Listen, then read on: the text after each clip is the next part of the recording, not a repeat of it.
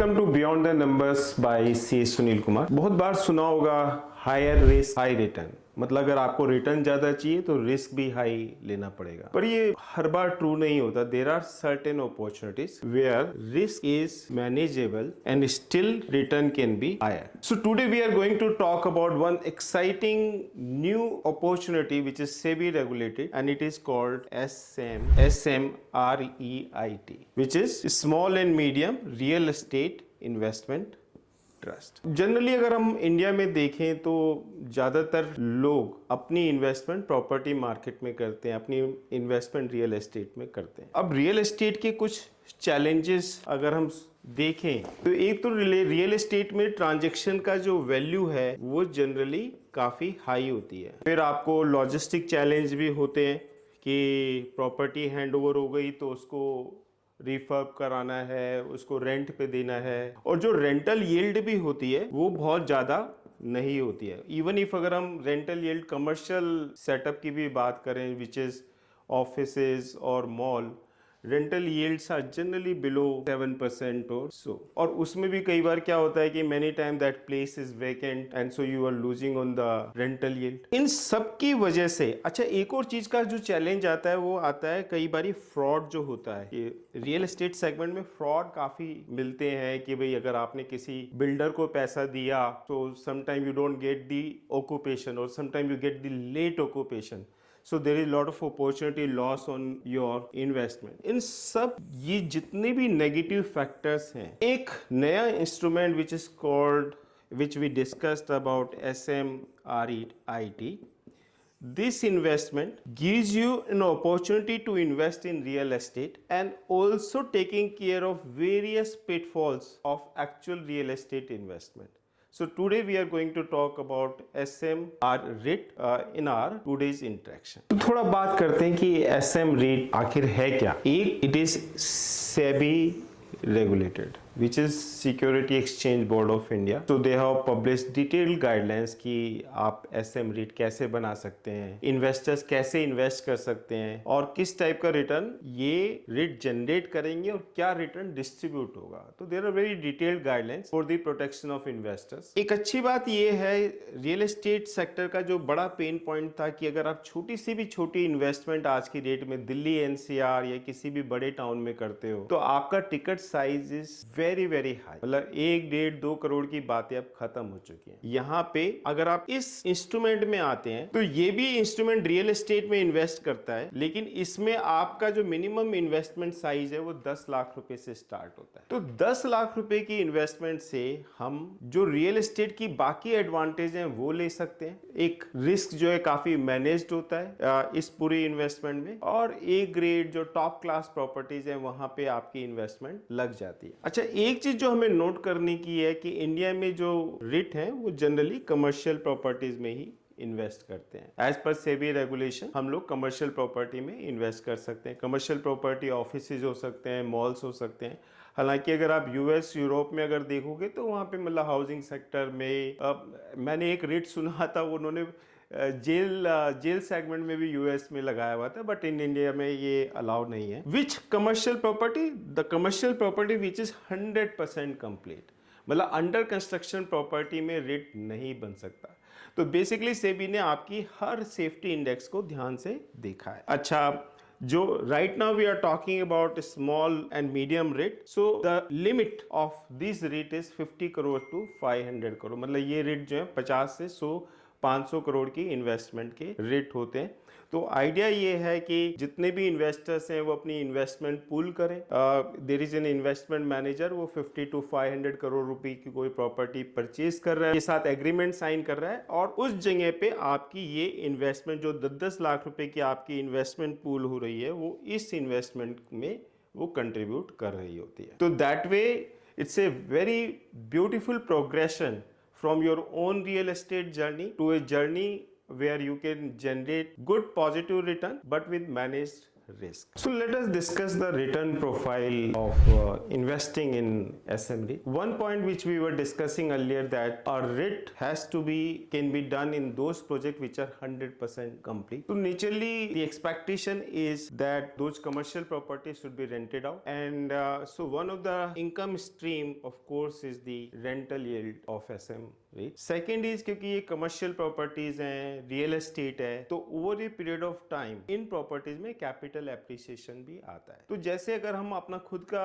कोई प्रॉपर्टी खरीदते हैं तो वहां पे भी हमारी दो एक्सपेक्टेशन होती है, रेंट की और कैपिटल एप्रिसिएशन की. वो दोनों यहाँ पे भी अपने को मीट करती हैं. एज पर SEBI guideline 95% of surplus has to be distributed. तो सेबी ने बिल्कुल क्लियरली ये in the hands of rate manager नहीं छोड़ा है. उन्होंने बोला है कि आप अपना जो सरप्लस है उसका 95% यूनिट होल्डर को आपको देना है. Currently when we see the various SM REITs which are there in the market, the possible returns which people talk about is rental yield of closer to 8 to 9% and also capital appreciation 6 to 8%. अच्छा, इसमें एक और चीज की एक और अच्छी advantage ये है क्योंकि जो आप यूनिट खरीद रहे हो ये यूनिट स्टॉक एक्सचेंज पे लिस्टेड होती है, NSE पे भी लिस्टेड होती है. तो इन फ्यूचर भी अगर आपको कभी लिक्विडिटी चाहिए होती है तो of course liquidity share market की तरह से तो नहीं होती है, but at the same time उसको अगर कभी आपको किसी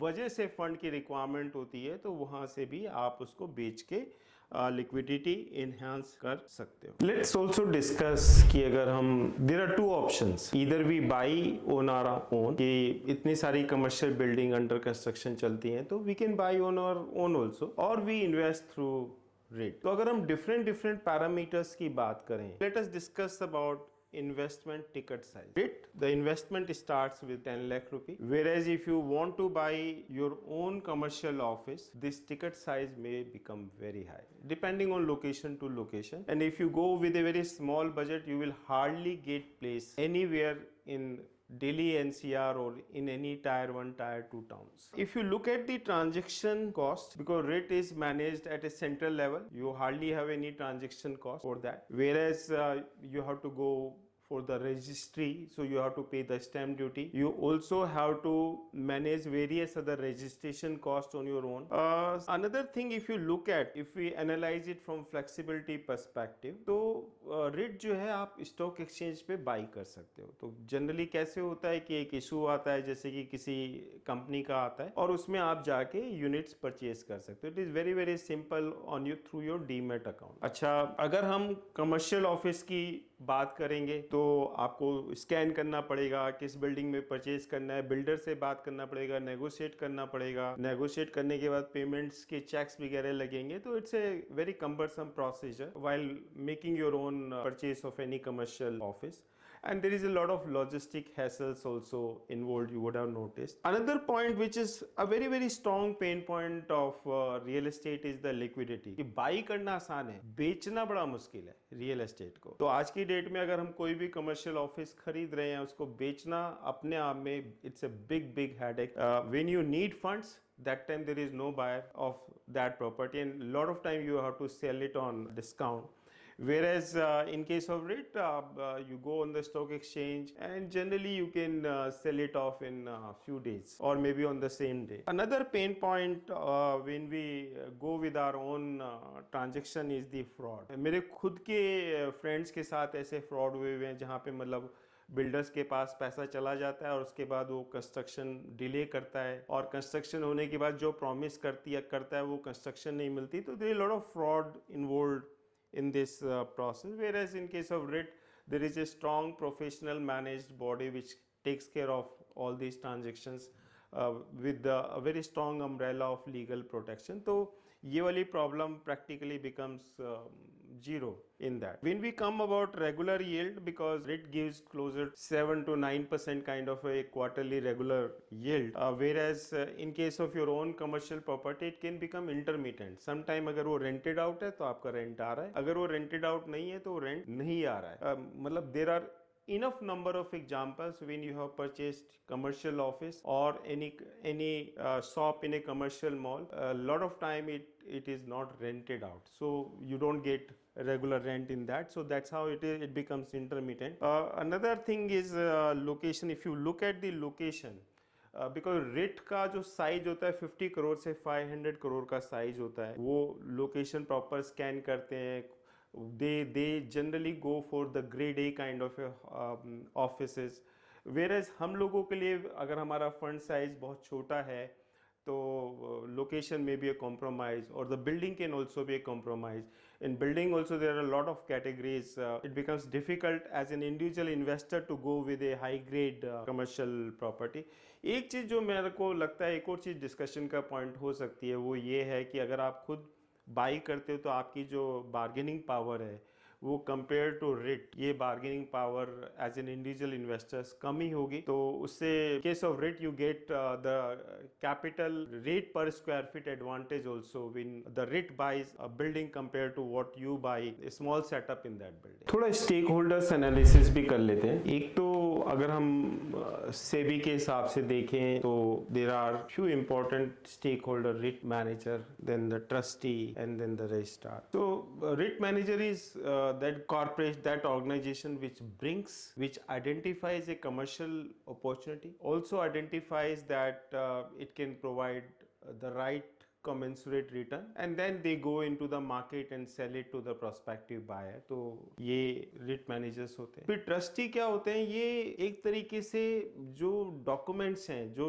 पूरा लीगल कंट्रोल अपने हाथ में रखते हैं कि जो प्रॉपर्टी है उसके डॉक्यूमेंट्स उनके हाथ में, ड्यू डिलिजेंस. तो एक तरीके से सेबी ने एक इंडिपेंडेंट एजेंसी बनाया है ट्रस्टी को अपने इन्वेस्टर्स की प्रोटेक्शन के लिए. एंड रजिस्ट्रार का रोल बड़ा सिंपल है कि किसने क्या यूनिट बाई किया उसकी अकाउंट रखना, यूनिट्स की अलॉटमेंट की अकाउंटिंग रखना, and in case you are selling it to somebody else, then transfer of unit from one person to another person. That's the role of registrar. And now when we come to the investors, like the people who are investing in the REIT, the people who otherwise may have gone for the purchase of actual real estate or maybe some other prospective buyer, तो वो investor हो जाते हैं जो अपनी investment को pool करते हैं. And then the of course the developer, who are the developer of the property.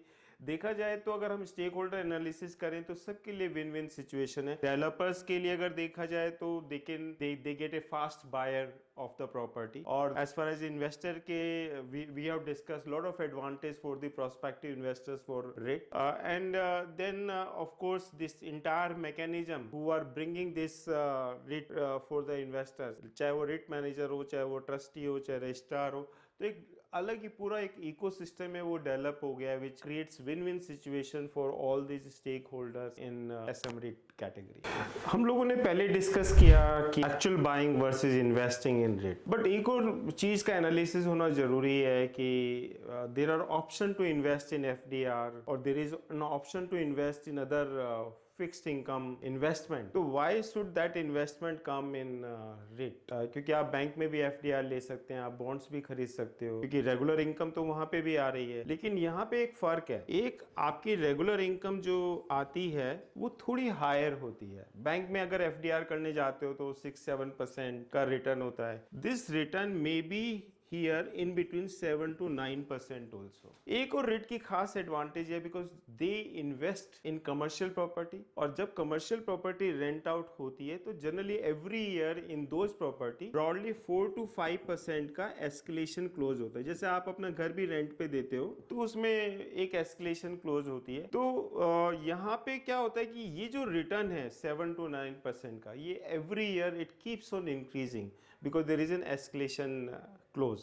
Where जो आपने बैंक में FDR किया है या अगर आपने कोई और फिक्स इनकम बियरिंग सिक्योरिटी में पैसा लगाया तो वो रिटर्न आपका सेम ही रहेगा through out the tenure of that instrument. Another advantage here is the capital appreciation. देखो बैंक में जो आपका पैसा जाता है वहां पे कोई कैपिटल एप्रिसिएशन नहीं है, वो आपका एक फिक्स्ड इंटरेस्ट है. फिक्स्ड इनकम है। आपने 1 करोड़ रुपए लगाए, आपको हर साल 6-7 लाख रुपए मिल जाएंगे। यहाँ पे आपका रेंटल यील्ड हो गई। Every year that rental yield will also increase because of the escalation build, and also after few year और after every year the capital value keeps on appreciating, because grade A offices होते हैं, काफी prominent जगह पे ये offices होते हैं, या तो काफी प्रोमिनेंट जगह पे होते हैं या प्रोस्पेक्टिव जगह पे होते हैं, तो दोनों जगह पे कैपिटल एप्रिसिएशन की संभावनाएं काफी हाई होती हैं। तो अगर हम यहाँ पे भी अगर कंपेयर करें कि should we go for with a fixed income bearing asset जैसे एफडीआर है या बॉन्ड है या इस तरह के एसएम रेट में जाएं, तो यहाँ पे आपको इनकम की जो अपॉर्चुनिटी है वहाँ ये यहाँ पे काफी बढ़ जाती है कंपेयर टू डिपॉजिट्स। तो कई बार क्या होता है कि हमारे ऐसे लोग जो कि रिटायर हो चुके हैं, जिनके पास एक फंड है, तो they can also think about this opportunity instead of bank deposit और instead of investing in bonds. एक रिलेटेड क्वेश्चन सबके माइंड में रहता है कि अच्छा ठीक है, it's a good opportunity, but ये किन लोगों के लिए एक अच्छी अपॉर्चुनिटी है? व्हाट आई विल से कि good capital allocation is very important in your investment journey, and it's a good capital allocation where you can invest and earn a good sizable reasonable return. तो देखा जाए तो this should be part of everyone's portfolio, investing in SMD also, जिनको एक regular income का return चाहिए अपने को, क्योंकि अगर आप कहीं भी शेयर मार्केट में इन्वेस्ट करते हो या कभी रियल एस्टेट में भी करते हो तो आपको बहुत बार रेगुलर रिटर्न नहीं मिलता। तो यहाँ पे आपको 7 to 9% का एक रेगुलर रिटर्न पॉसिबल। तो आप रिटायर होने वाले हो, रिटायर हो चुके हो, या काफी लोग ऐसे भी होते हैं who crave for financial independence